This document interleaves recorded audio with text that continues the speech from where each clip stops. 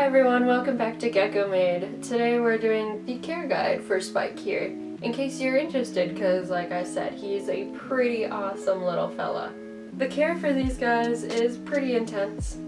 I would rate it 1 to 10, 1 being easy, 10 being fairly skilled. I'd put it at like the 6 to 8. That gives you 3 tiers of range. And I don't want it to be like, don't ever get one because he's impossible. I just want, like, you gotta be pretty serious when caring for these guys because you can mess them up. And, well, they've already been taken from their habitat. Most of them are wild caught, which I think I said this in his introduction video, but wild caught isn't necessarily the best. We didn't know that about him, but we've given him all the loving that we can and trying to make his home as home-like as where he came from. So with that being said, to make his home home-like, we have a gigantic aquarium. I'm talking, it's like 3.5 feet long, like 1.5 feet tall by probably 1 foot wide. It's pretty sturdy. And we have it as half aquarium and half land. And we have it like that because this little fella needs, well, I shouldn't say little, he's about 1 foot. This little fella needs 70+% in humidity. So we have one side he can just soak in, bathe if he feels he's a little bit dehydrated. But we have the other side with all the vines, and we have the vines in there because they love to be in the air. They don't like being on the floor, they don't feel safe. As you can see here, the lower I get him, the more he'll look around. The higher I get, the better he's like, oh, this is fine, I can see even more now.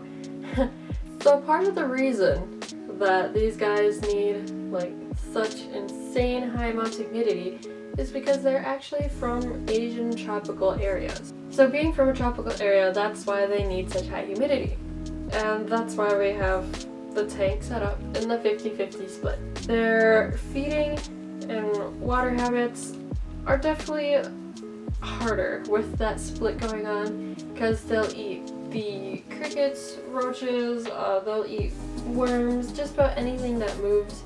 And we do supplement them. We give each of them a little dip. We put them on some tweezers and dip them into some powder, and then we'll feed him. They need UV light, just like a bearded dragon would, since their scales are kind of like human skin in the sense that they need the supplement. And that's also why we help supplement with powder, not necessarily for UVB, but just for the fact of out in the wild they'd get like 10 times the nutrition of just plain crickets, roaches, worms, whatever you're going to be feeding them insect-wise. So that's the eating part. They eat practically anything that moves. Unless it's water. Water needs to be moving. You gonna come visit? Ah, hi bud! He got sick of me petting him, so now he's gonna come chill with me. So water, that's where we're at. They need a fountain or some kind of little stream set up with a fountain because they will not recognize like aquarium water. It has to be moving. So they have super rough scales. They don't come off in patches, they come off individually. And we'll also use a soft little like toddler's brush, so it's like super sensitive for them. And we just get them a little wet, use a spray bottle, and then we'll give them a brush down for like 10 minutes a day, just all the same way with the scales. You don't want to mess any of the scales up. That'd be like brushing a mat in your hair straight up. Like, you don't want that. And this green color that he currently is healthy. That's really healthy. They'll actually change for their mood. Not super dramatic, but the more stressed out they are, they'll turn like a yellowish brown.